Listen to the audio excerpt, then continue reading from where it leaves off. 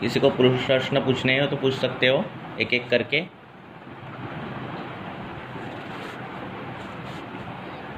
बोलो।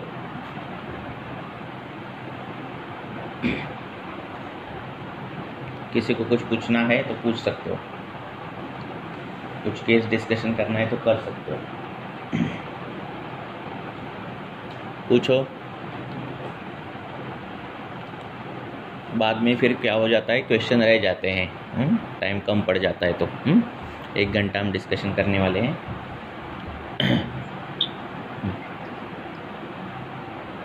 हाँ पूछो, डायरेक्ट आप अनम्यूट करो और पूछो क्वेश्चन। सर मुझे एक क्वेश्चन पूछना है। सर एक पेशेंट है, मेल पेशेंट है, 60 इयर्स ओल्ड। तो सर उनको 10 साल पहले 60 हाँ 60 साल। ओके। तो सर उनको 10 साल पहले पार्किंसंस डायग्नोज हो गया था। तो सर वो मॉडर्न की मेडिसिन एल-डोपा एंड मिथिल-डोपा पे हैं। तो अभी सर क्या हुआ है कि उनके ट्रेमर्स काफ़ी बढ़ गए हैं और वो बोल रहे हैं कि उनका अब ऐसा हो गया है कि हैंड टू बॉडी कोऑर्डिनेशन भी कम होता जा रहा है एंड मेमोरी लॉस और डिमेंशिया जैसे तो और कोई सिम्टम्स नहीं है उनको एंड ऑन एंड ऑफ उनको कॉन्स्टिपेशन की प्रॉब्लम रहती है और एपेटाइट उनका ऐसा है कि सर वो घड़ी देख के खाना खाते हैं, मतलब उनको इतनी अच्छी भूख नहीं लगती है एंड सर अभी ऐसा है कि उनका हाथ बहुत ज़्यादा हिलता है, इवन वो मोबाइल भी पकड़ेंगे ना सर तो इतना ज़्यादा शेकी है कि उनको अब बहुत ज़्यादा प्रॉब्लम हो गई है और 10 साल हो गए हैं और बाकी उनको सर डायबिटीज़ वगैरह कुछ भी नहीं है एंड बट उनकी जो स्लीप है वो प्रॉपर नहीं है तो उसके लिए भी डॉक्टर ने उनको एंजियोलिटिक कोई दे रखी है तो वो लेते हैं। बट अब ऐसा हो गया है क्योंकि बॉडी भी उनकी डोपामिन ले लेके उसका साथ में हो गया तो उसका भी कुछ असर उनको दिख नहीं रहा है। तो सर मेरा ये प्रश्न है कि सर पार्किंसंस में हम हर्बल एक द्रव का या 2-3 द्रव्य का कैसे विचार कर सकते हैं सर कंपवात में? अब कंप ये जो लक्षण है ये वातवृद्धि में आया है। वात के हाँ हो गया ना प्रश्न? जी हाँ, तो वात की वृद्धि में ये लक्षण आया है। अब ये वात वृद्धि 2 प्रकार से होती है, मार्गावरोधजन्य और धातुक्षयजन्य। अब इस उम्र में और बाकी के केस लेने के बाद हमें पता चलेगा कि ये धातुक्षयजन्य वात वृद्धि है और फिर इससे उत्पन्न ये कंपय लक्षण है। तो वात के कई लक्षण है, उसमें कंपय एक लक्षण है। अब हमें क्या क्या करना रहता है इस पर, तो हमें जो भ्रूण चिकित्सा है वो करनी रहती है, पर यहाँ पर अग्निमांद्य बहुत रहता है। तो अग्निमांद्य रहता है तो हमने अगर भ्रूण द्रव्य दे दिए जो गुरुगुण के हैं तो क्या होगा, वो अग्नि पचा नहीं पाएगी। तो हमें ऐसे द्रव्य देने हैं जो भ्रूण करे और अग्निमांद्य भी दूर करे, हाँ, और वात शमन करे। तो उस द्रव्य में शतावरी आती है, गोक्षूर आता है, घृत आता है, हाँ, तो ये द्रव्यों का प्रयोग करना है। दूसरी चीज़ ये है कि कंपवात में पहले तो अभ्यंग पूरे शरीर को करना है। अभ्यंग करने के लिए महामाश तेल जैसा तेल जो है उससे अभ्यंग करना है ताकि वो भ्रूण का काम होगा और वात शमन होगा। दूसरा, ऐसे लोगों में जो कवच भी रहता है, हाँ, कपिकच्छु रहता है, उसके जो चूर्ण है उसका लड्डू बनाकर रोज़ देना है, हाँ, उसका लड्डू उसके बहुत फ़ायदे होते हैं। तो उसका लड्डू कैसे बनाना है, वो तवे पे कपिकच्छु चूर्ण लेना है, शर्करा डालनी है, घृत डालना है और जैसे हम सूजी बनाते हैं, हाँ, वैसे उसको फ्राई करना है और उसका घृत ये हो गया तो उसके बाद उसके लाडू बनाने हैं। तो ऐसे कवच भी के लाडू रोज़ अगर उसने 1-2 खाए, ज़्यादा मात्रा में कवच भी खाया तो भी ये कंपवात जाता है। कवच भी में देखा गया, केमिकल कंपोजिशन देखोगे तो उसमें लियोडोपा है। अभी ये पार्किंसंस में वो जो देते हैं वो लियोडोपा कार्बिडोपा की टैबलेट देते हैं, बराबर है। तो कपिकच्छु में बहुत बड़े पैमाने पर ये सब कुछ है, पर ऐसे है इसलिए हम कपिकच्छु नहीं दे रहे हैं।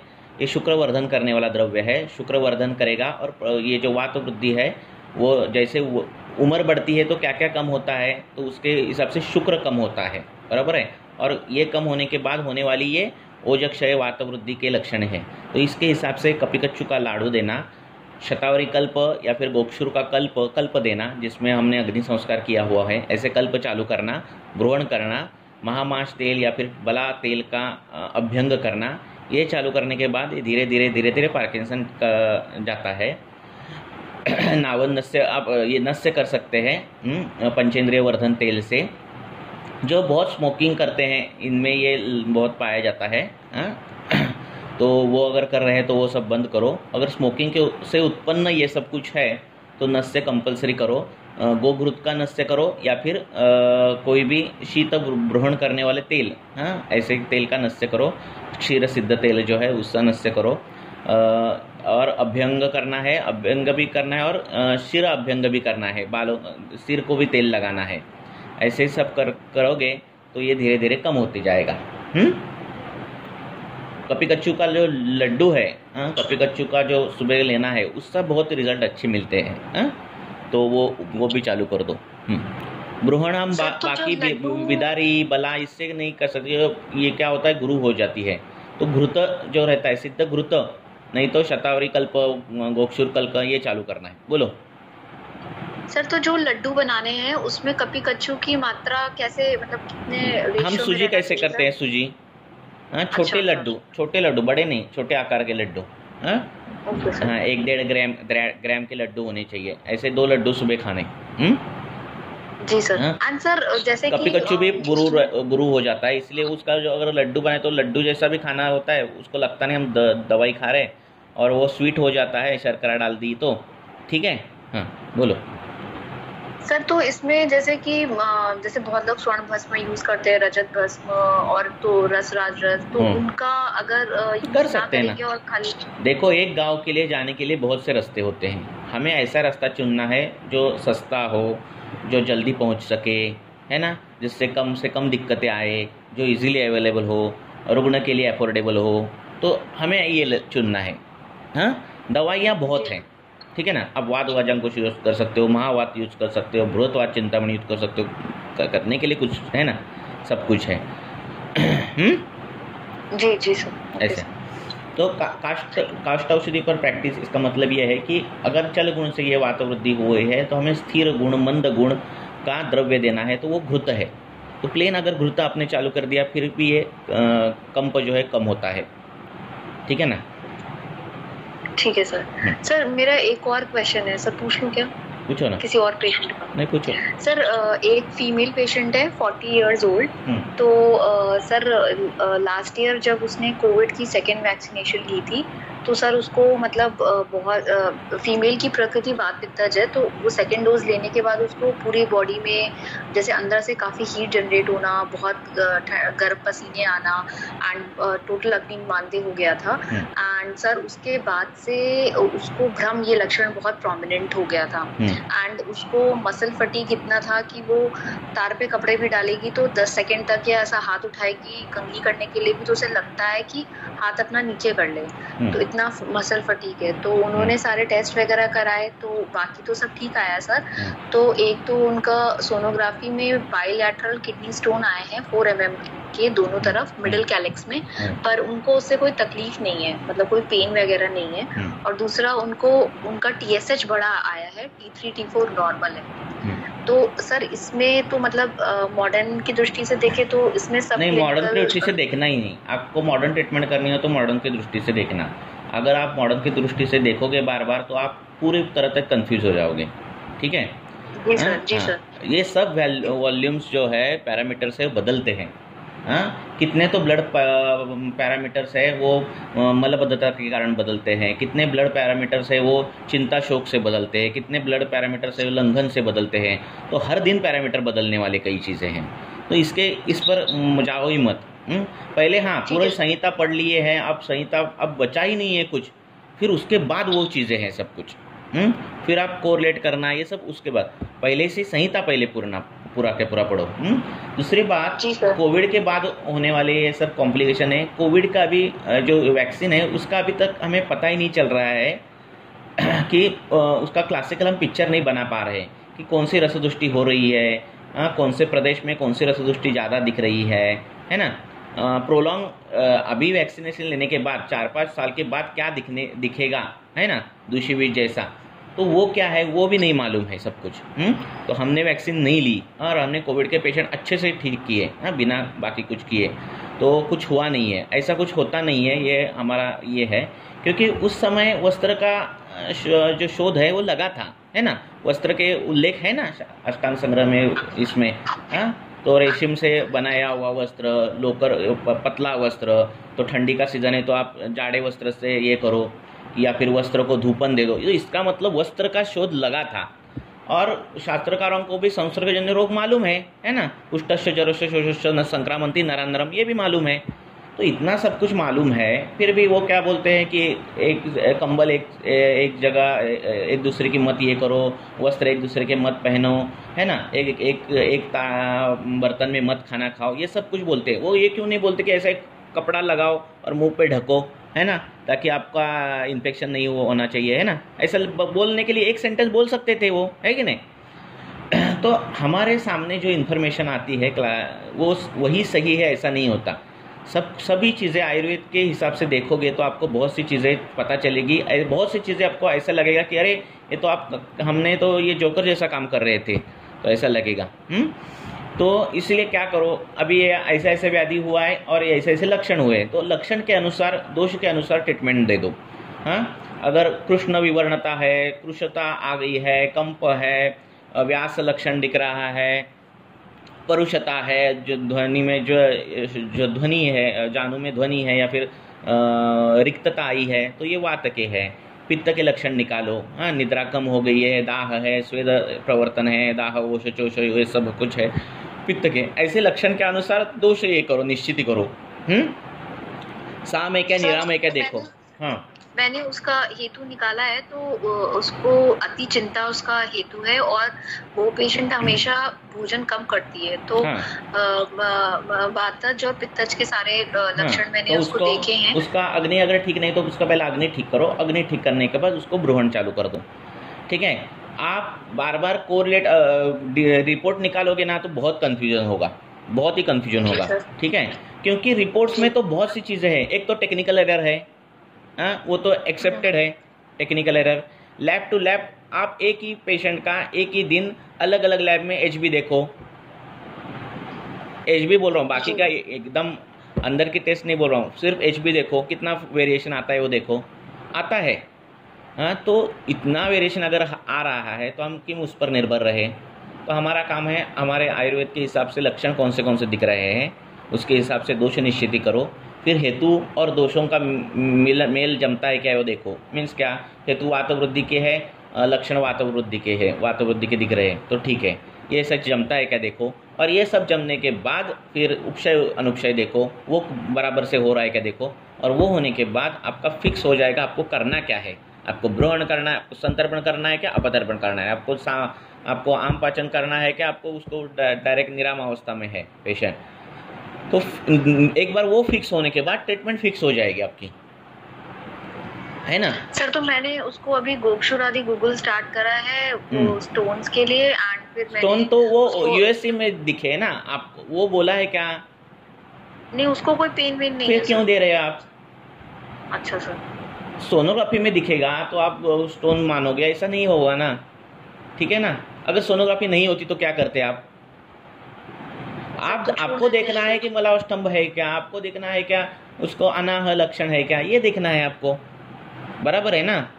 अगर वो उदावर्तित अर्श से उत्पन्न उदावर्तित कुछ होगा तो आपको उधर सुरण देना पड़ेगा, हरितकी देना पड़ेगा, और वो मूत्राशमरी की ट्रीटमेंट होगी, ठीक है ना। सर, उसका मूत्र वेग धारण के कारण हुआ था, क्योंकि सर वो पहले जिस जगह पे जाती थी तो वहाँ पे टॉयलेट की फैसिलिटी इतनी नहीं थी, तो वो पानी दिन भर कम पीती थी ताकि उसको बार बार टॉयलेट नहीं आए, इसलिए। तो सर मुझे लगता है मूत्र वेग धारण की वजह से उसको अश्मरी हो गई। अश्मरी हुआ है तो उसको पहले बस्ती ही दे दो। देखो, अवस्था निश्चित करो, दोष कौन सा है निश्चित करो, हेतु वही हुए है कि निश्चित करो, उसके अनुसार द्रव्य का सिलेक्शन करोगे तो 1-2 द्रव्य ही लगेंगे। कई लोग क्या करते हैं, उसको बहुत द्रव्य लेकर, कई लोग अपतर्पण जन्य रहते हैं, अपतर्पण करने वाले, कई ब्रोहण करने वाले, चिकित्सा की दिशा ही नहीं पता चल जाती ट्रीटमेंट में, है ना। तो फिक्स एक निश्चय करना कि हमें ये करना है बस, ठीक है।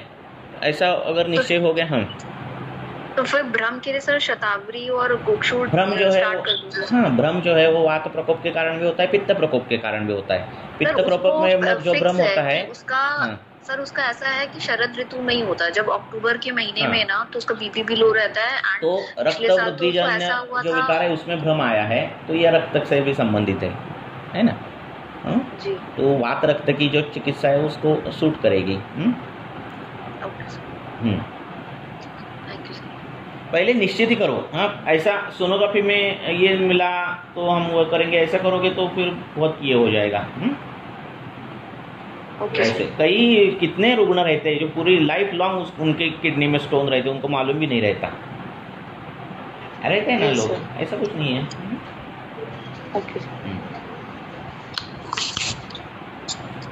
हाँ, नेक्स्ट पूछो क्वेश्चन, डायरेक्ट पूछो अनम्यूट करके।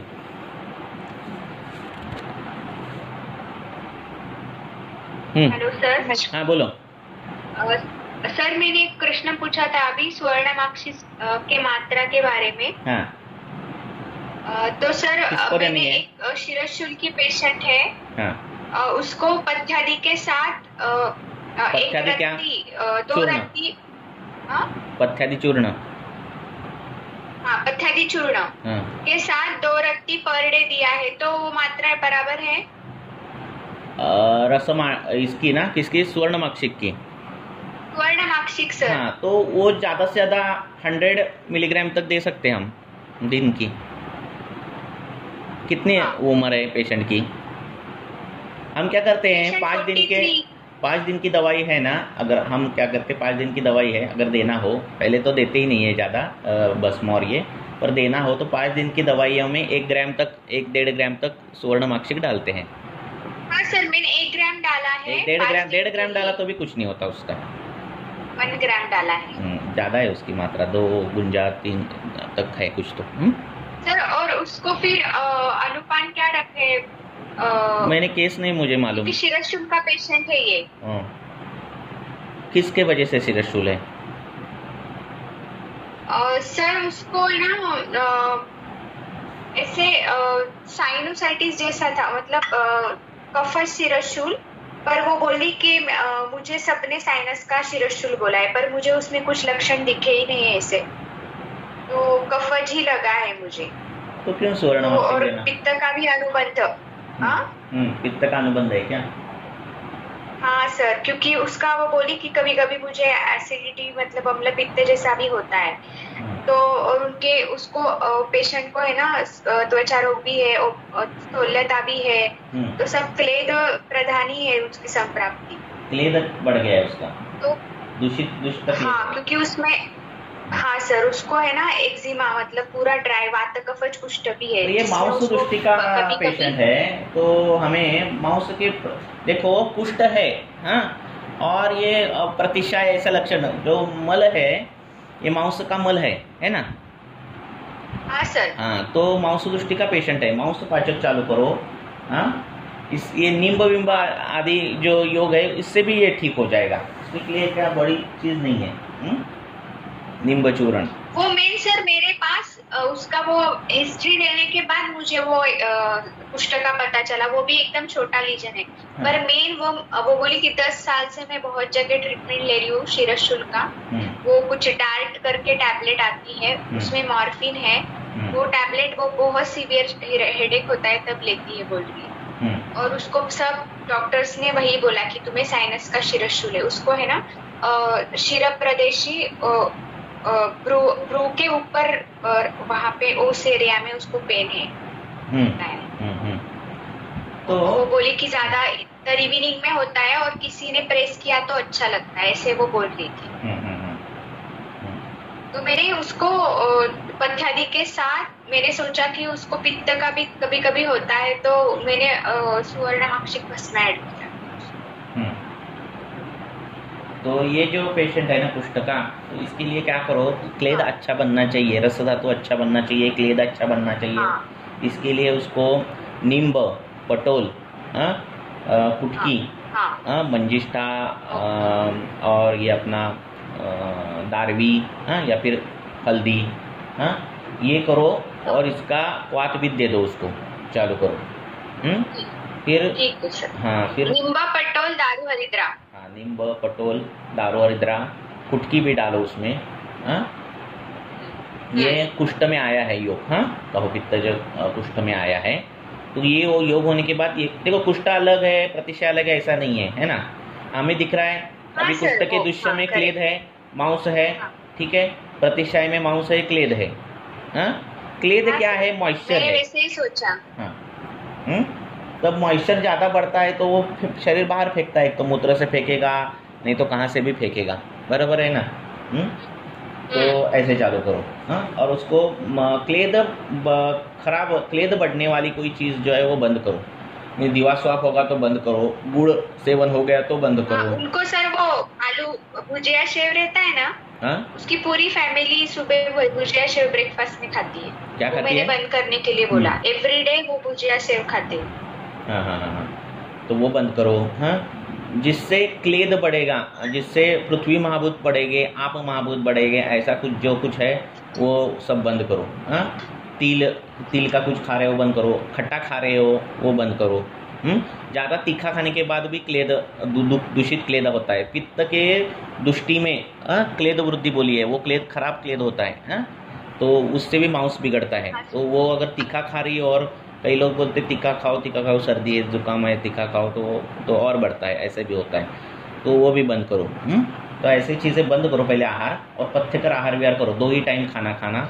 हाँ, बॉइल्ड उबल कर ठंडा किया हुआ ही पानी पीना, नॉर्मल पानी कभी नहीं पीना। नॉर्मल पानी जो रहता है वो अभिषंधकर है, गुरु है, और वो क्लेद बढ़ाने वाला है।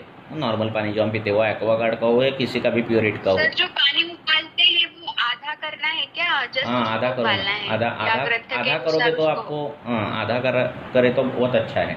अनुप प्रदेश है तो आधा ही करना है। हाँ, तो वो करो। हाँ सर। अष्टांग संग्रह में कितना करना है वो भी दिया है। हाँ, आधा करना है, 1/4 करना है, कौन से प्रदेश में कितना करना है वो भी दिया है। तो पानी इतना उबालना अपेक्षित है। हाँ, तो पानी से बड़ा हुआ क्लेद तो उधर से तो नष्ट हो जाए, क्योंकि पेशेंट हम क्लेद कम करने के लिए दवाई देते हैं और वो रोज़ दिन में 1 लीटर पानी पीता है, इतना क्लेद बढ़ता है, तो दवाई कब काम करेगी, है ना। तो कुष्ठ के रुग्ण, प्रतिशय के रुग्ण, इनको पानी नहीं पीना, ऐसा है, इतना क्लेद होना नहीं चाहिए, ऐसा दिया है। हाँ, ठीक है। पानी जिसने पहले तो पानी सबने ही कम पीना है, और ऐसे पेशेंट में पानी पीना ही नहीं है, ऐसे बोला है उधर रुग्ण, उधर के रोगी। ठीक है, तो इतना अम्बू जो है वो कम जाना चाहिए पेट में, और ये चालू कर दो उसका। ऐसा है, ठीक है। तो सर, और एक केस है 6 इयर्स क्या है, मतलब हम जो ये बोलते हैं ना, क्या कि पटोल ले लो, नींब ले लो, या फिर त्रिफला ले लो, निमंजिष्ठा ले लो, इसका क्वाथ ले लो, इससे इतना अच्छा रिजल्ट मिलता है ना, वो किसी से भी नहीं मिलता।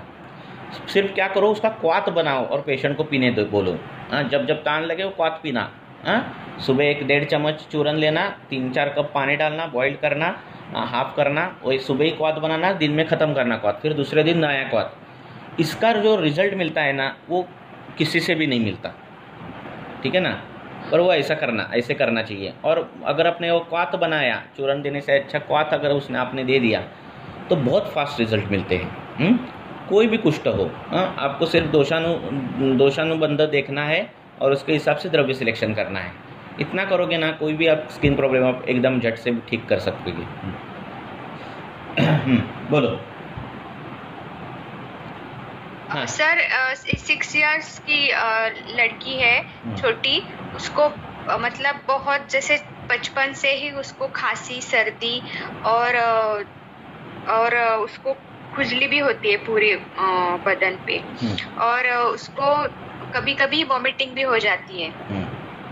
उन्होंने पूरा स्टीम सब कुछ, कफ सिरप, ये इतना करके भी उसकी मम्मी बोली उसको कुछ फर्क ही नहीं। तो एक महीने से उसने एलोपैथी बंदी कर दिया, और उसने बाद में उसको लवंग और पेपर का कूट हनी के साथ दिया। फिर उसके बाद उसको थोड़ा सा नेसल ब्लीडिंग हुआ था। तो फिर उसके बाद अभी वो मेरे पास आई, और तुलसी के पत्ते, 15 पत्ते का काढ़ा बना के वो उसको दे रही थी। तो वो उसको बहुत हिट हो गई और वो यूरिन में भी थोड़ा सा जलन हो क्योंकि गया अल्प था बल उसको। रुग्ण है ना, तो अल्प बल रुग्ण की चिकित्सा भी मृदु करनी चाहिए, भले व्याधि 1-2 दिन में नहीं हाँ ठीक सर, होगा उसकी पर मम्मी ने घर पे ही चिकित्सा की, वो बोली कि अभी एलोपैथी में बच्चों कुछ को हो ही एक नहीं ध्यान रहा में है। रखो, बच्चों की हेल्थ अच्छी रखनी हो तो एक थोड़े बहुत जो पॉइंट्स है वो ध्यान में रखो। एक अति अम्बुपान जो बच्चों का है वो बंद करो, ये कफ का वय है, हाँ, तो अति अम्बुपान बंद करो। अगर वो अनुपदेश में बच्चा है तो घृत भी तो आप दे रहे हो तो वो भी बंद करो, क्योंकि वो पहले ही कफ प्रकृति का है, ठीक है। तो इससे जुकाम होता है। दूसरी बात अध्यशन होता है बच्चों में, हाँ, माँ खाना खिलाती है, फिर 2 बजे उसकी ग्रैंड मदर खाना खिलाती है, हाँ, ग्रैंड माँ खाना खिलाती है, ऐसे बार बार कोई ना कोई तो खाना खिलाता है और फिर उसका अजीर्ण होता है और अजीर्ण से उत्पन्न ये प्रतिशय होता है, ये बार बार ठीक होता है वापस आता है, ऐसे भी होता है, तो उसको भूख लगने दो।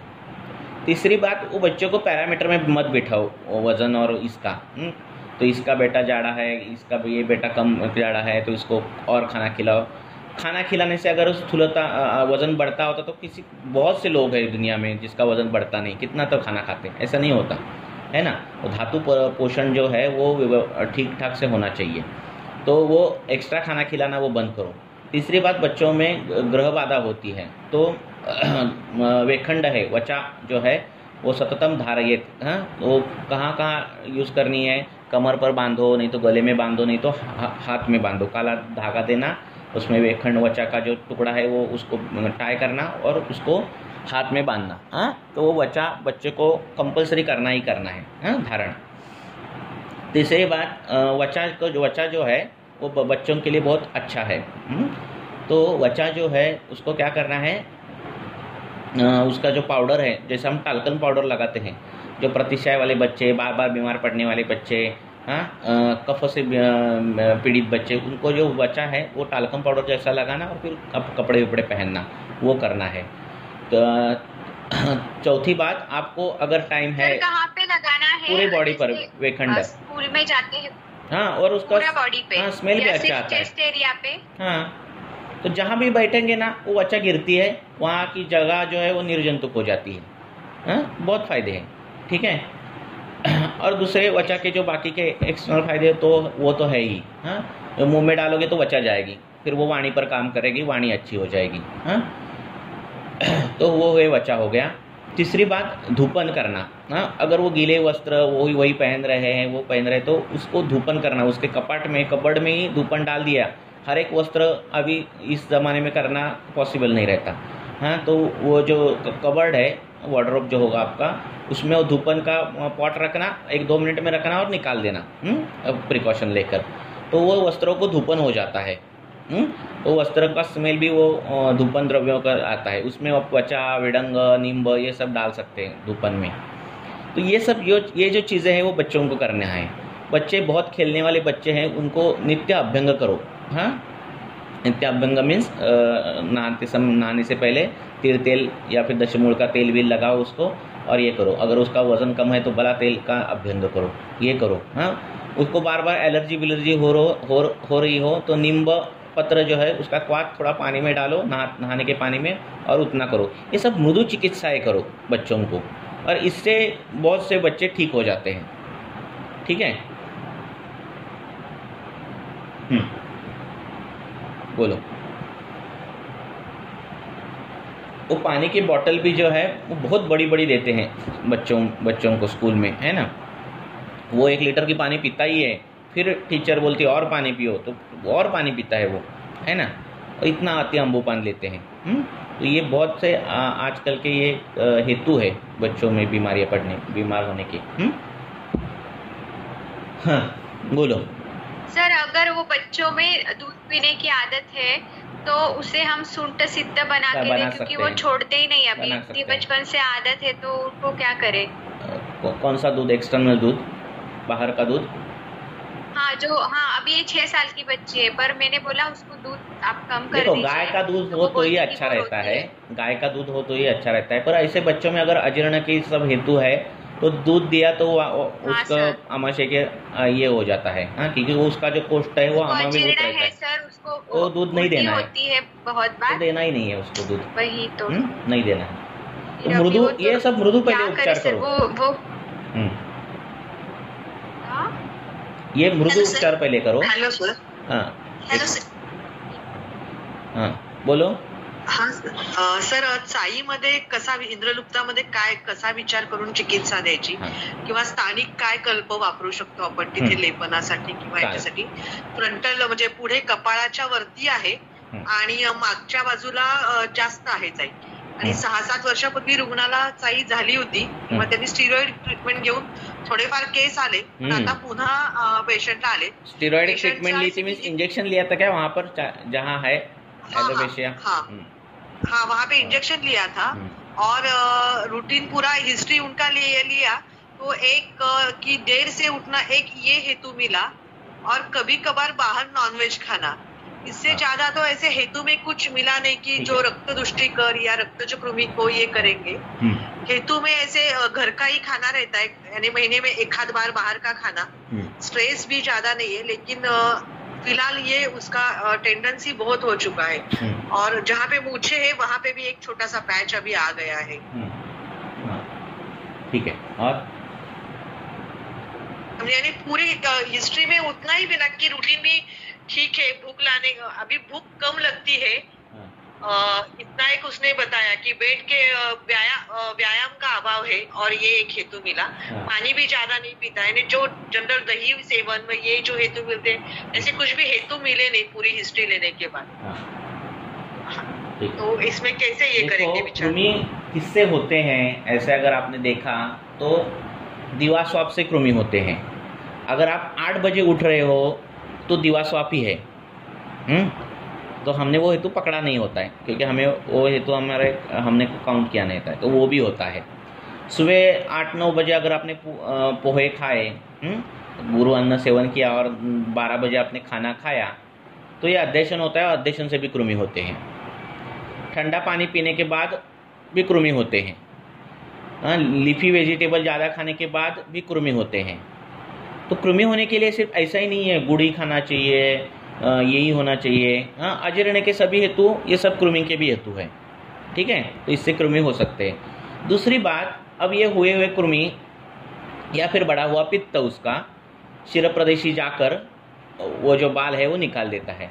अब अगर उसके हेतु रक्त दुष्टिजन्य ऐसे कुछ होंगे तो ये जो इंद्रलुप्त है इसमें जलों का उच्चरण का बहुत फायदे मिलते हैं। जो इंजेक्शन लगाने के बाद भी एलोपेशिया एरिएटा जो है वो गया नहीं रहता है, इंद्रलुप्त गया नहीं रहता है, इनमें बार बार रक्तमोक्षण करना पड़ता है, तब जाके दूसरे महीने में बाल आने लगते हैं। तीसरी बात, ऐसा कुछ भी नहीं है, इंजेक्शन भी नहीं लगाया, रक्त दुष्टिजन्य भी नहीं है, तो इसको लगाने के लिए धतुर पत्रादि तेल करके मिलता है, लिख लो, धतुर पत्रादि तेल। तो वो तेल लगाने के बाद ये जो कृमि जो है, ये जो उदर के बाल आने लगते हैं। दूसरा, अगर आपको लग रहा है कि ये भी होने के बाद भी नहीं आ रहा है, तो लौह भस्म, आवड़ा और यष्टि, इनका लेप जो है वो जगह है उधर लगाना, वो इंद्रलुप्त की जगह, तो उससे भी बाल आने लगते हैं। तीसरा एक उपचार है कि जहाँ क्या करना कि शराव संपुट लेना, और जो अजा है, अजा का नख, नाखून, बाल, दांत और उसका सींग, वो सब उसमें डालना और उसको भस्म करना, और जो वो राख होती है वो डायरेक्ट तेल के साथ मिलाकर वो इंद्रलुप्त को लगाना, तो इससे भी बाल आ जाते हैं। ये भी एक एस ऑफ द ट्रीटमेंट है। तो ये ऐसा करोगे तो उसके रिजल्ट मिल जाते हैं। और ज़्यादातर इंद्रलुप्त में पेट में कृमिघ्न चिकित्सा देनी पड़ती है, 2 से 3 महीने तो लेनी पड़ती है। कृमि सबको होते हैं, पहली बात ध्यान रखो। हमारा आजकल का आहार विहार देखा गया तो कृमि होते ही होते हैं, क्योंकि हम कौन ब्राह्मण मुहूर्त पर उठते नहीं है, ठीक है ना। आहार विधि जो है उसके हिसाब से खाना हम नहीं खाते हैं, ठीक है। बहुत सी चीज़ें रहते हैं, चिंता शोक करके खाना, स्ट्रेस टेंशन में हम खाना खाते हैं, है ना। ओपीडी 9-10 बजे बंद करने के बाद डॉक्टर आएंगे, फिर वो खाना खाएंगे, उसके बाद ऐसे इसमें चिंता शोक, इसके बाद और प्रजाग्रही, ये सब क्या किसके हेतु है? आम विष के हेतु है। तो इससे आम होगा, फिर कृमि होंगे। तो हेतु मिले नहीं ऐसा नहीं होता, मिलते हैं, ये सब हेतु रहते कईयों को ये हेतु कुछ अलग जगह व्याधि निर्माण करते हैं। तो आप क्या बोलोगे कि ये तो सब में है हेतु, तो सब में इंद्रलुप्त नहीं होगा? ऐसे नहीं होगा। हेतु जो होते हैं उसके बाद जो हुआ दोष दुष्य समूर्छना है, वो जो संप्राप्ति की गाड़ी जो निकलती है, कईयों को त्वक विकृति करेगी, कईयों को अलग व्याधि करेगी, कईयों को इंद्रलुप्त करेगी। हाँ, डिपेंड ऑन स्थान, वैगुण्य और बाकी की चीज़ें। तो ये सब मायने रखता है।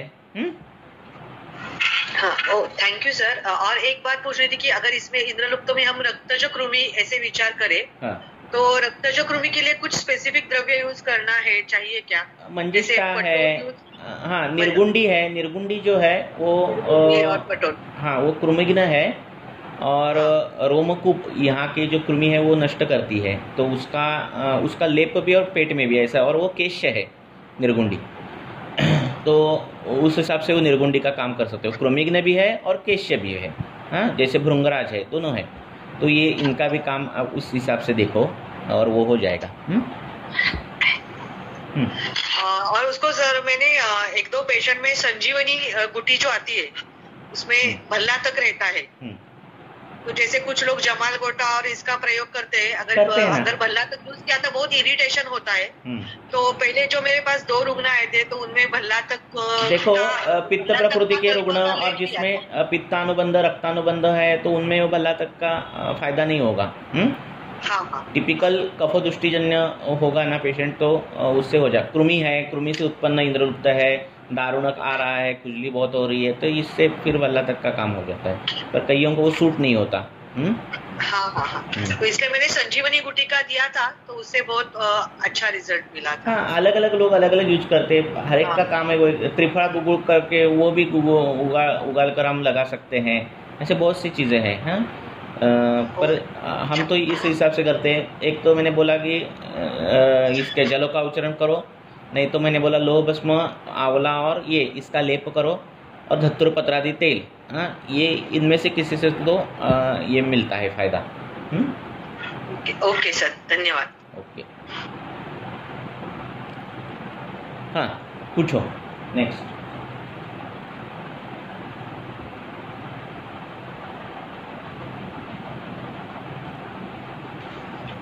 सर एक 9 साल का बच्चा है, मेल। तो सर आप ये जो क्वेश्चन क्या करो, डायरेक्ट पूछो, हाँ, अनम्यूट करके। मैं मैसेज नहीं पढ़ रहा हूँ। हाँ, बोलो। सर एक 9 साल का बच्चा है, मेल। तो सर बचपन से ही जब भी उसको फीवर आता है, बहुत हाई ग्रेड फीवर आता है, 102, 103, और वो ऐसा फीवर आता है उसको कि एकदम से 10 मिनट में ही उसका सर गर्म हो जाएगा, हाथ पैर ठंडे होते हैं, और इसका मतलब ये होता है कि अभी और फीवर बढ़ेगा, फिर उसको और फीवर बढ़ जाता है। फिर अगर उसकी मम्मी उसको जैसे पैरासीटामोल या जो ये लोग देते हैं आइबुप्रोफेन वगैरह देते हैं, तो कभी कभी तो उससे भी उसका बुखार नहीं उतरता है, और हर 3-3, 4-4 घंटे पे आता है।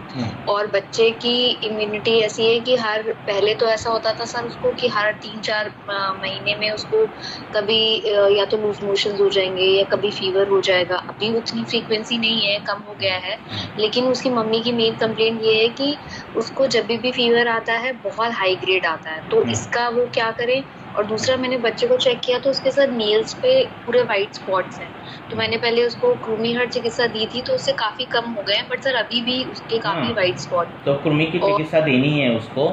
ऐसे बार हो रहा है तो कृमि से ही हो रहा होगा। ज्वरातिसार कैसे, एक ऐसा चैप्टर है जिसमें ज्वर और अतिसार ये दोनों का ये दिया है। हाँ, और उसमें जो द्रव्य दिए हैं वो जो है वो विश्व है, धान्यक है, ऐसे है। पर ये जो लग रहा है केस, वो कृमि की लग रही है केस। हाँ, तो अभी क्या करना है, कृमि की चिकित्सा पूरी की पूरी हो ही नहीं है। कृमि की चिकित्सा बीच में मैंने ऑडियो डाला था कि कृमियों का विघात करना, मीन्स कृमियों को मारना। हाँ, फिर कृमियों को मारना, फिर कृमि का पतन करना, कृमियों को बाहर फेंकना, और फिर कृमि उत्पन्न नहीं होनी चाहिए ऐसा काम करना। ये तीनों स्टेज पर करना पड़ता है। बच्चों की कृमि 1-1, 2-2 महीने कृमियों की हम क्या करते हैं, 10 दिन, 15 दिन, 20 दिन ऐसे देते हैं। ऐसे नहीं, 2-2, 3-3 महीने कृमियों की चिकित्सा करने में टाइम जाता है कभी कभार। हाँ, तो इस प्रकार से कृमियों की पहले चिकित्सा करो, फिर देखो क्या बाकी का विरुद्ध आहार विहार कुछ ले रहा है क्या, और फिर उसकी केस डिटेल ले लो। हेतु क्या हो रहे हैं, कब आ रहा है बुखार, हाँ, ये सब ले लो, फिर पता चल जाएगा आपको क्या हेतु हो रहे हैं। सर वो उसकी मम्मी बोल रही है कि उन्होंने आयुर्वेदिक ट्रीटमेंट लिया था तो ऑलरेडी उसकी वो मतलब चिकित्सा उसकी 3 महीने चली थी, तो तब उसके पहले तो उसके सारे नेल्स में वाइट स्पॉट्स थे, तो अभी उसके काफी कम हो गए, बट सर अभी भी हैं। तो सर अब आगे क्या इसमें फिर क्रीमी की चिकित्सा देंगे? ऑलरेडी उसकी मम्मी बोल रही है कि वो 2-3 नहीं, तो क्या लिया उसने? ये ना सभी आयुर्वेद नहीं रहेगा ना, क्या लिया वो बराबर लिया क्या, ये भी है ना। सर उसने वो बोल रही थी विडंगरिश, तो 3 महीने उसको सिर्फ चली थी। और बाकी एरेंडेल तेल दिया था क्या, वो देखो। हेतु बार उसको क्या करना, क्रॉस हेतु मीन्स क्या, मम्मी को भी पूछना और डैडी को भी पूछना, अलग अलग, एक साथ नहीं। तो कभी कभार अलग सी इन्फॉर्मेशन मिल जाती है बच्चों में। मम्मी अपनी सेफर साइड की इन्फॉर्मेशन बताती है, डैडी अपने सेफर साइड की इन्फॉर्मेशन बताते हैं, तो उनको सेपरेट करके इन्फॉर्मेशन पूछना बच्चे की, तो कुछ हेतु निकलते हैं। आधा घंटा पूरा के पूरा उसको क्वेश्चन पूछ कर केस स्टडी लेनी रहती है। कुछ तो मिलता है जिससे होता है ना, कार्यक्रम भाव है। और बाकी की ग्रह बाधा ये सब भी देखो, उससे हो रहा है तो वो बाकी की जो चीज़ें वो करो, ठीक है ना। मैंने वो बच्चा का जो बोला वो कर दो, है ना। जी सर, तो सर मैंने उसको अभी निम्ब घन बटी स्टार्ट करी है, क्योंकि सर बच्चा पित्त प्रकृति का है लग रहा है मुझे, क्योंकि उसको बहुत ज्यादा पसीना आता है, बाकी लोगों से ज्यादा गर्मी लगती है। तो सर पर उसको भूख नहीं है ना? नहीं सर, उसको भूख लगती है। भूख लगती है, उसकी भूख तीक्ष्ण है, मतलब उसका ऐसा है, उसकी मम्मी बोल रही है कि अगर इसको खाना भूख लग रही है और 10-15 मिनट में खाना नहीं मिले तो कभी कभी तो वो रोने लगता है। तो नींद से अच्छा आप उसको धमासा दे दो ना, है ना, जो पित्त ज्वर में आया है। सर कितने डेज देना है उसको धमासा? और वो आप उसकी युक्ति प्रमाण से आप निर्धारित करो, पेशेंट को कब से उसको उपशय मिल रहा है वो देखो। कितने साल का है बच्चा? 9 साल का। 9 साल का बच्चा है, तो 1-1 ग्राम दिन में 3 बार ले सकते हैं धमासा शहद के साथ। सर और एक रुग्ण के बारे में पूछना था। एक 6 साल का बच्चा है। वही आप ही पूछ रहे हो क्या दूसरे पूछ रहे? मैं वैद्य, दूसरे वैद्य पूछ रहे, वैद्य अर्चना बोलो। हाँ सर, एक 6 साल का बच्चा है, उसको बहुत स्वेटिंग, यानी हाथ और पाव के जो तलवे है उसमें बहुत एक्सेस स्वेटिंग होता है, यानी पूरे गीले ही रहते हैं। और उसकी मम्मी और पापा दोनों की अभी तबीयत बहुत, यानी उन दोनों में भी औष्ण्य बहुत ज्यादा है। हाँ, तो ये क्या है मालूम है, कई कबार तो ये शादी हो जाती है। बच्चा कृश है कि स्थूल है ऐसे भी नहीं, एकदम पतला बच्चा है। कृमि भी है उसमें, उसको कृमि की चिकित्सा अभी दी है, और उद्वर्तन के लिए धात्री, आंवला और फुलत का ये आटा बना के मिक्स करके उसको हाथ को लगाने के लिए बोला है, लेकिन फर्क कुछ नहीं। और परिपाठादी काढ़ा उसको दिया है। ज्यादा जिसको आता है ना पसीना, उसका पसीना अगर कम करना है तो हिरड़ा जो है उसका चूरन जो है, हरितकी का चूरन, उसका लेप करे तो बहुत पसीना कम हो जाता है। दूसरा बात, पित्त ज्वर जो है उसकी ट्रीटमेंट पेट में चालू कर दो। मुस्ता परपटक ये जो है सिद्ध जल उसको दे दो पीने के लिए। अच्छा। हाँ, और धीरे धीरे ट्रीटमेंट चालू, एकदम ज्यादा मात्रा में ऐसा मत करो, धीरे धीरे उसको। छोटा बच्चा इसलिए उसको थोड़ा ही ऐसे दवाई दी है। तो थोड़ा मुस्ता और परपटक उसका जो पानी है उसको सुबह सिद्ध करना है, जब जब प्यास लगी वो मुस्ता परपटक का पानी पीना है। हाँ, ये चालू कर दो। हरितकी का चूरन है वो लगाओ बॉडी पर, तो उससे वो ठीक हो जाएगा। अच्छा। बच्चों का खान पान वो सब देखना, बहुत हिडन थिंग्स बताते ही नहीं है लोग, है ना, वो सब निकालो क्वेश्चंस, क्वेश्चन पूछ कर। और यही बच्चा ना सर बहुत चंचल है, यानी किसी की बात सुनता नहीं है। अगर उसको चुप बैठने बोलोगे ना, कभी एक ही बात बार बार दोहराएगा, यानी अपनी खुद की बात मनवा के छोड़ेगा, या थोड़ा सा माइंड से भी एकदम उसको ये नहीं बोल सकते, लेकिन बहुत बड़बड़ हम एक बात पूछेंगे तो वो उसकी बात 2 बार 4 बार बोलेगा। हाइपर एक्टिव भी बहुत है, किसी की भी बात सुनता नहीं है। तो वो ऐसे मन के लेवल पे या बौद्धिक लेवल पे क्या विचार करे उसके बारे में? नहीं, बाकी की चीजें तो घर वालों में करना चाहिए, है ना। मोबाइल देना, कार्टून देखना, ये सब चीजें भी कंट्रीब्यूट करती है इसमें, ठीक है ना। घर में वातावरण कैसा है, मम्मी डैडी क्या करते हैं, वो झगड़ा करते हैं क्या, वो चंचल है क्या, है ना। तो ये भी चीज़ें कंट्रीब्यूट करती है बच्चों में। हाँ हाँ ऐसे। और नेक्स्ट,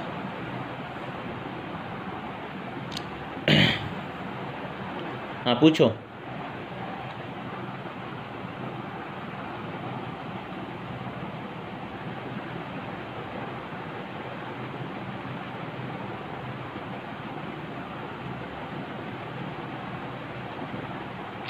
हेलो सर। हाँ बोलो।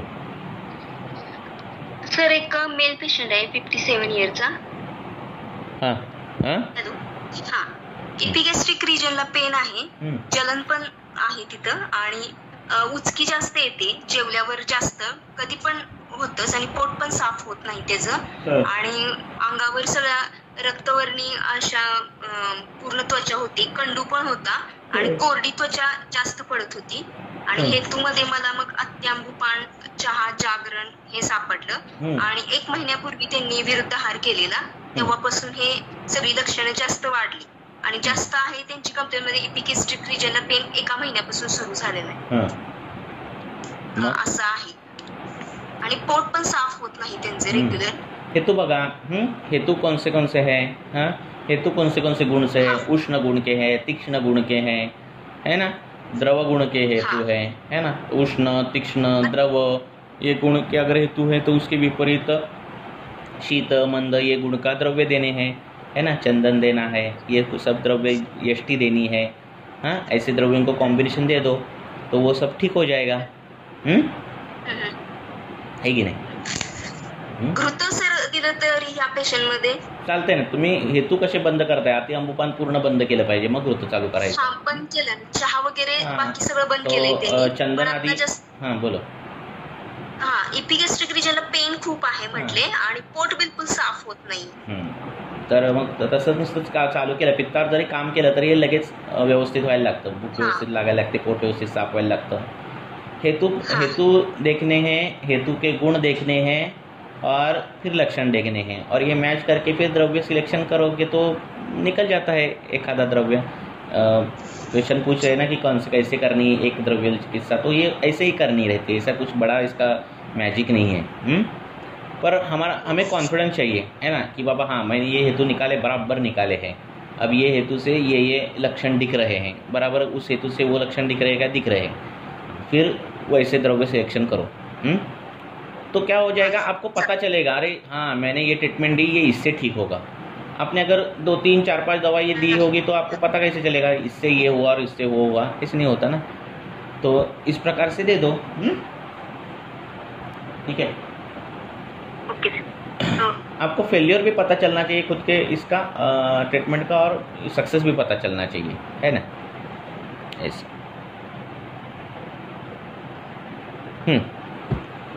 बोलो सर। अजून एक केस आहे, विचार। हा वय आहे 55 इयर, त्यांचं ब्लॅडर एम्प्टी होत नाही, शेवटचे ड्रॉपला त्रास म्हणजे होत नाहीत व्यवस्थित, 1 इयर पासून हा त्रास आहे, जीवा निराम आहे, मलप्राकृत आहे, भूक पण चांगली आहे आणि कृश आहेत एकदम, आणि त्यांच्या हेतूमध्ये युरिनचं उदावर्ताचं लक्षण सापडलं आहे 3 वर्षापूर्वी, ट्रॅव्हलिंग 2 व्हीलर वरनं जास्त होत होतं, व्यायामात होतं, आणि स्ट्रेस एक मेन हेतू सापडलेला आहे, आणि आता शुगर त्यांना डिटेक्ट झाली असं झालेलं आहे, आणि प्रोस्टोमेगॅली मग त्यांनी सोनोग्राफी केली नंतर मग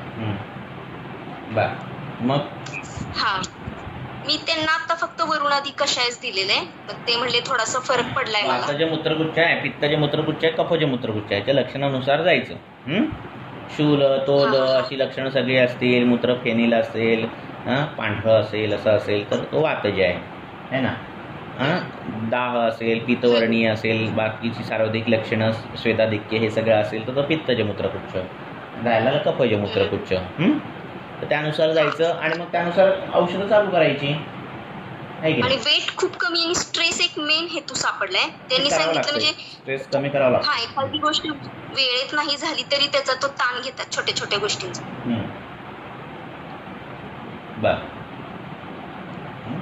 हे सापडलं म्हणजे वातजच आहे ते। तर मग वातज असेल तर मग काय करायचं, जेवणाच्या आधी तूप घेणं, असं चालू करायचं. आणि बाकीचे वाताची औषधं जी आहेत रसमूळ, देवदार बिवदार ही चालू करा. ॲटोमॅटिक तुम्ही वातावर काम करायला आला की स्ट्रेस लेवल पण कमी व्हायला लागते. कारण ते सगळं एकमेकांशी कनेक्टेड आहे ना. स्ट्रेसने वात वाढतो, वाताने स्ट्रेस वाढल्यावर का ते तुम्ही लक्षणं बघाल तेही कळेल तुम्हाला. त्यामुळे हे करायचं. नाभीच्या जागी आपल्याला कसं आहे उद्भवस्थान कळतं, व्याधीचं उद्भवस्थान आपल्याला कळतं. म्हणजे फॉर एक्झाम्पल काय की बाबा आता अर्शाचा पेशंट आहे, सतत वाहन प्रवास करतोय, मी हिंदीमध्ये सांगतो. अर्श का पेशेंट है और बार बार वो वाहन प्रवास कर रहा है, तो बार बार उस गुदा के जगह चलगुण से या फिर मार लगने के कारण वहाँ पे स्थान वैगुण्य हो जाता है, वहाँ से आरंभ स्थान हो जाता है. तो जहाँ से उस व्याधि का आरंभ स्थान है उस वहाँ पे पहले ट्रीटमेंट चालू करो. जैसे हम वृश्चिक दंश है और इसका जहाँ दंश है उस स्थान पर हम क्या करते हैं, तेल धारा छोड़ते हैं, तो वो नमक का पानी छोड़ते हैं, है ना. जहाँ से उद्भव स्थान है, तो अभी हमें ये वेगावरोध लग रहा है, मूत्र वेगावरोध लग रहा है, ऐसे वेगावरोध लग रहा है, तो हमें वो जो रीजन है लिंग प्रदेश और प्यूबिक का जो प्रदेश है वहाँ रोज नित्य अभ्यंग करना है. रोज. बाकी शरीर को करो ना करो पर वहाँ तो करना ही करना है. जैसे वातज मूत्र कुछ में देखोगे तो वहाँ लिखा है अधोभागी अभ्यंग ऐसे बोला है. और फिर ऐसे अभ्यंग करने के बाद अगर उसको बाथ टब है या फिर उसको स्नान करना है तो उधर गर्म पानी से सेकना है. ये करोगे ना तो वहाँ से जहाँ से हुआ है व्याधि वहाँ पहले आप क्या करोगे, क्या कर रहे हो, आघात कर रहे हो. ठीक है ना.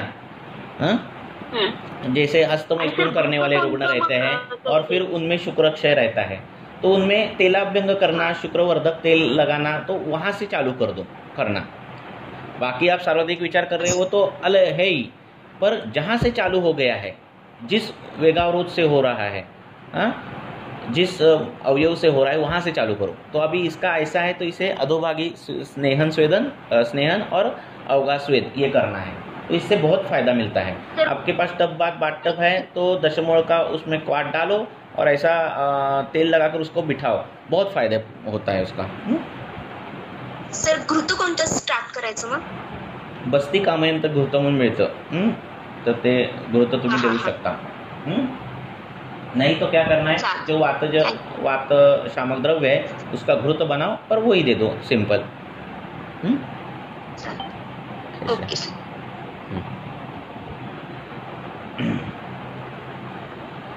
हाँ, क्या क्या क्वेश्चन है मैं पढ़ता हूँ. विदाउट मॉडर्न इन्वेस्टिगेशन आयुर्वेद में इन्वेस्टिगेशन कैसे करें, क्यों करें, नहीं मत करना है ना. हम जितने प्रश्न पूछते हैं उतने वो प्रश्न पूछते हैं क्या, है कि नहीं. किसी ने क्वेश्चन पूछा है, माइक अपना चालू कर दो. तो हम जितने प्रश्न पूछते हैं, सामता है क्या, निरामता है क्या, अग्नि है क्या, वो पूछते हैं क्या. अग्नि के बारे में पूछते हैं, नहीं पूछते. सामता निरामता पूछते हैं, वो नहीं पूछते. उपशय अनुपशय पूछते हैं कभी, क्या खाने के बाद आपको ठीक लगता है और क्या खाने के बाद आपको तकलीफ महसूस होती है, वो पूछते हैं क्या, नहीं पूछते. तो वो इतना कुछ नहीं करते, सिंपल चीज़ें, तो हम ये डिफ़िकल्ट चीज़ें क्यों करें, है ना. हमारा काम है लक्षण देखना, हमारा काम है दोष देखना, हमारा काम है संप्राप्ति विघटन करना, हमारा काम है द्रव्य सिलेक्शन करना, ये करना है ना. बाकी चीज़ें वो करें. सभी ने सभी करने, हमें दांत भी निकालने हैं, हमें ऑपरेशन भी करना है, हमें ये सब करना है, तो वो क्या करेंगे, है ना. सबको काम अलॉट किए गए हैं, परफोरेशन है तो सर्जन करेगा वो काम, है ना. तो एक इंसान सभी नहीं कर सकता. फिर क्या हो जाता है, एक चीज़ में हर किसी कोई भी तो हर चीज़ है उसमें इम्परफेक्शन आ जाता है ना. अच्छा नहीं कर सकते हम. तो एक ही चीज़ करो, वो अच्छी करो, तो उसमें परफेक्शन आ जाएगा. तो हमारा काम ये है, हेतु देखो, हेतु के गुण देखो, संप्राप्ति कैसी हुई है वो देखो, और संप्राप्ति विघटन कैसे करना है वो देखो, है ना. हम अग्नि देखते हैं, बल देखते हैं, देश देखते हैं, प्रकृति देखते हैं, हाँ वो देखना है हमें. वही हमारे लिए इन्वेस्टिगेशन है. नेक्स्ट फटाफट पूछो. सर एक फीमेल पेशेंट है 55 इयर्स की, तो पेशेंट स्थूल है और सर उसको दोनों जानु संधि में एक मिनिट, हाँ परत सांगा जरा, काय म्हटलं. जानू संधि में सर पेन है 5-6 सालों से। सर एक फीमेल पेशेंट है 55 इयर्स ओल्ड और स्थूल है सर। एंड सर उसकी हिस्ट्री लिए तो पता चला कि सर उसको जैसे ही खाना खाती है उसके थोड़ी देर बाद चलेगी फिरेगी तो उसको ऐसा मलवेग आता है और उसमें अनडाइजेस्टेड फूड पार्टिकल्स भी नजर आते हैं। और सर दिन में हाँ सर ग्रहणी है सर। तो क्या होता है ग्रहणी जो होता है तो इसमें ये हो जाता है और फिर इससे क्या होता है पोषक अंश शरीर में शोषण नहीं होता और शोषण नहीं होता तो फिर धातु परिपोषण नहीं अच्छा होता है ना। तो भले ही पेशेंट वो स्थूल लगे फिर भी वो उसका बल कम रहता है ना। तो हमें ग्रहणी की चिकित्सा करनी चाहिए। सर इसका मतलब सर जिसको जानू संधि शूल है वो आम के कारण है सर, है ना। हाँ तो अगर वहाँ पे आम है तो वहाँ पे पाचन करो, शुंठी बिंठी का लेप वहाँ पर लगाओ तो उससे पाचन होगा, है ना। फिर वो स्तंभ बिंब लक्षण चले गया वहाँ का तो उसको वात शामक के लेप करो। सर पर पेशेंट थोड़ी पित्तज प्रकृति की है सर। फिर क्या हुआ? ठीक है सर। उधर आरक्त वर्णता है क्या जानू पर? दाह है क्या? हाथ लगाने के बाद उसको लगता है क्या तुम्हारा हाथ बहुत ठंडा है, ऐसा उसको लग रहा है कि वहाँ आरक्त वर्णता है। आपका हाथ लगाने के बाद लग रहा है हाथ ठंडा है। उधर लेप लगाने के बाद लेप झट से सूख जाता है तो उसको जब लेप लगाओगे तो वो यष्टि का होगा, घृत का होगा, ऐसा होगा। ऐसा कुछ भी नहीं हो रहा है और ऐसा सब कुछ है तो उष्ण लेप लगा सकते हो आप, है कि नहीं? ठीक है सर। और सर इंटरनली क्या दूं सर उसको? किसको? अब ग्रहणी की चिकित्सा करनी है आपको, है ना। अच्छा ठीक है सर। ग्रहणी की चिकित्सा करनी है। हाँ पित्तज ग्रहणी है क्या देखो, कपज है क्या, कौन सी है देखो, उसके हिसाब से चंदनादि चूर्ण देना है, किरातिक्तादि चूर्ण है, पित्तज ग्रहणी हो तो उस हिसाब से चूर्ण दे दो, है ना। ठीक है सर। Okay sir. तो ग्रहणी ठीक करो। ग्रहणी ठीक करोगे तो सब कुछ ठीक हो जाएगा, धातु पोषण अच्छा होगा, फिर सब कुछ अच्छा होगा उसका, है ना। हाँ बोलो। और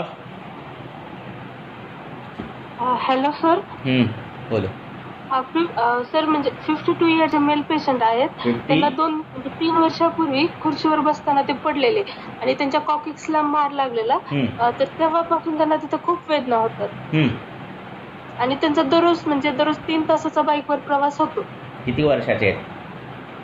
52 इयर्स. हाँ मग आता त्यांना काय करायचं, त्यांना रोज तिथे पिचू लावायला सांगायचा. हाँ रोज उस जगह उसको पिचू लगाना है. पिचू कौन सा लगाना है? अभी उसको क्या लगा है? आघातज है ना। हिस्ट्री क्या है? आघातज है। तो हमें वात और रक्त पर काम करना है ना। तो लाक्षादी तेल, गुड़ुचारी तेल, ये तेल मिलते हैं तो उसका रोज वहाँ पिचू लगाना है। ऐसे सिर्फ अभ्यंग नहीं करना है, हमें क्या करना है, चलगुण से हुआ है ना सब कुछ। अभी चलगुण बढ़ रहा है ना रोज उसका वाहन प्रवास के कारण, है ना। हाँ तो चलगुण बढ़ रहा है और वहाँ स्थान वैगुण्य है। वायु का गति कैसी है? अद्रुत अविलंबित, ज़्यादा फास्ट भी नहीं और स्लो भी नहीं होनी चाहिए, ऐसा वायु घूमना चाहिए।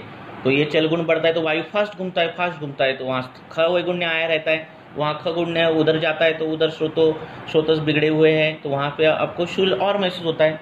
तो अभी हमें चलगुण कम करना है तो पिचू उधर धारण करना चाहिए। तो पिचू क्या करना है, गर्म तेल में डुबोना है, वहाँ रखना है। ऐसे रात को एक 15-20 मिनट वही प्रोग्राम करना है। हाँ पिचू कौन सा चाहिए? जो रक्त पर जाए, वो जो तेल रक्त पर जाए वात पर जाए। वात पर तो तेल जाता ही है पर रक्त के इंग्रेडिएंट चाहिए। तो रक्त की जो है लाक्षादी तेल या फिर वात रक्त में आया हुआ पिंड तेल या फिर दूसरे कोई भी तेल, अमृतादि तेल, ऐसे तेल जो है वो लगाओ, उसको पिचू वहाँ रखो और ऐसे बार बार 2-2 मिनट में बाद पिचू चेंज करना है। ऐसा उसको रोज करो। पेट में उसको वात शामक, रक्त शोधक ऐसी जो चिकित्सा है, रक्त प्रसादक ऐसी चिकित्सा चालू कर दो। हाँ वात रक्त की चिकित्सा है उसको पेट में चालू कर दो। ऐसे आप करोगे तो ये ठीक हो जाएगा, है ना। हाँ करना है, ऐसे बोलना है पेशेंट को 15-20 मिनट ये करना है ना। कॉन्फिडेंटली बोलना है, ऐसे करना है। ऐसे चुप ऐसे मॉइस्चराइजर से तेल लगाया ऐसे नहीं होता। जितना वात वृद्धि उतना तेल चाहिए, है ना। कपड़े खराब हुए तो भी चलेगा, उसको बोलना पैंट 2-3 ले सकते हो, है ना। और जॉइंट रिप्लेसमेंट करोगे क्या? नहीं, तो इससे अच्छा ये करो, है ना। ऐसे और एक पेशंट है सर, मतलब 20 साल की है. तिला आता म्हणजे ओमेटिंग झालं होतं विथ ब्लड. मग ती आयुर्वेदिक चिकित्सा काही केलंच नव्हतं, ॲलोपॅथीच केलं होतं सगळं. इंडोस्कोपी वगैरे पण केलेली आणि हिमोगॅस्ट्रायटिस असं काहीतरी निदान आलेलं. मग आता ते डॉक्टरांनी सांगितले की म्हणजे 1 महिना प्लेन खायचं, म्हणजे वरण भात असंच आणि चटणी मिरची असं काहीच खायचं नाही. मग पण ते तिला रोज तेच खाणं नाही जमत आहे. तर मग का नाही जमत? जमायला पाहिजे आहे की नाही? बरं व्हायचं तर जमायला पाहिजे पेशंटला, त्यांना सांगायचं ठणकावून, आहे की नाही? मग ते काय जर रक्तपित्त आहे का ते बघायचं, त्यानुसार मग वासागृत देता येते तिला, आहे की नाही? दुर्वाकल्प देता येतो, काही देता येईल.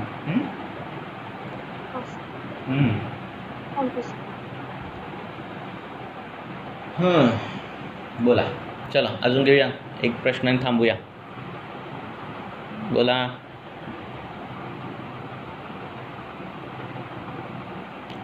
Woman having 60 years old having continuous burning sensation both the plantar region. तो पाददाह है, ये वात व्याधि है ना? तो ये आशय अपकर्ष से हुई है ना? वायु ने पित्त को लेकर वहाँ डाल दिया है, ऐसा है. तो उसको क्या करना है, वात की ट्रीटमेंट, डिटेल केस चाहिए. हाँ, ये उसी की है या दूसरे कुछ कुष्ठ है, तो इसके हिसाब से उसको ट्रीटमेंट करेंगे. पादाभ्यंग करना कोकोनट ऑयल के साथ, वो कर सकते हैं. वात वृद्धि टिपिकल है तो एरेंडल तेल से पादाभ्यंग करना. कुष्ठ जनित सब कुछ है तो मसूर दाल जो है उसका लेप लगाना. तो क्या है उसका स्वतंत्र व्याधि कौन सा है उसके हिसाब से ट्रीटमेंट करेंगे. वातादी दोष वाढले आहेत.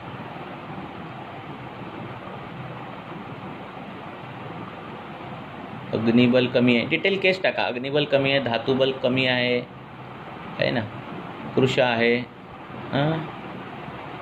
वातादी दोष वाढले आहेत, तेव्हा पाचन असं काही नाही. कृशमध्ये पाचन करू शकतोय तुम्ही, है ना. तुम्हाला सामतेची लक्षण दिसत असतील तर पाचन करायचं. डिटेल केस टाकली की तुम्हाला देता येईल, सांगता येईल. ठीक आहे. अजून कोणाचा राहिला की क्वेश्चन?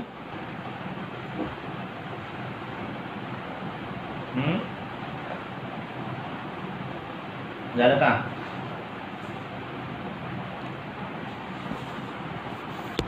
चल थांबूया. बाकीचे क्वेश्चन्स उद्याच्या डिस्कशनमध्ये आपण तयार ठेवा तुमचे प्रश्न, उद्या आपण डिस्कस करूया याच वेळेला. ठीक आहे.